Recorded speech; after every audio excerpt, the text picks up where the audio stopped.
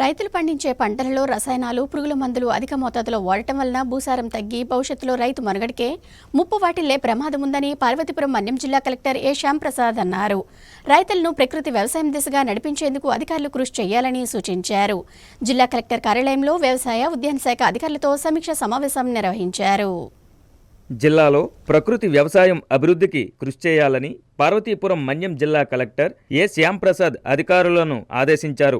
వ్యవసాయ, ఉద్యాన శాఖ అధికారులతో జిల్లా కలెక్టర్ కార్యాలయంలో కలెక్టర్ బుధవారం సమీక్షించారు. ఈ సందర్భంగా జిల్లా కలెక్టర్ ఏ శ్యాంప్రసాద్ మాట్లాడుతూ ప్రకృతి వ్యవసాయాన్ని, అవసరమైన సంపదను అభివృద్ధి చేయాలన్నారు. జిల్లాలో ఏ ప్రాంతాలలో పశు సంపద అధికంగా ఉంది, ప్రకృతి వ్యవసాయం పండించేందుకు సానుకూలంగా ఉన్న ప్రాంతాలను గుర్తించాలన్నారు. ఎరువులు, రసాయనిక మందుల వినియోగం తగ్గించి ప్రకృతి వ్యవసాయం పండించే విధంగా కృషి చేయాలన్నారు. ఏ రకమైన ఎరువులు, రసాయనిక మందులు వాడకుండా ప్రకృతి వ్యవసాయం సాగుపై రైతులకు అవగాహన కల్పించాలన్నారు. ప్రకృతి వ్యవసాయం ద్వారా సాగు చేసిన పంటల ఉపయోగాలను ప్రజలకు తెలియజేయాలన్నారు. కరపత్రాలు, పుస్తకాలు, వీడియోల ద్వారా ప్రకృతి వ్యవసాయం సాగును పెంచేందుకు ప్రజలలో చైతన్యం తీసుకురావాలని ఆయన సూచించారు.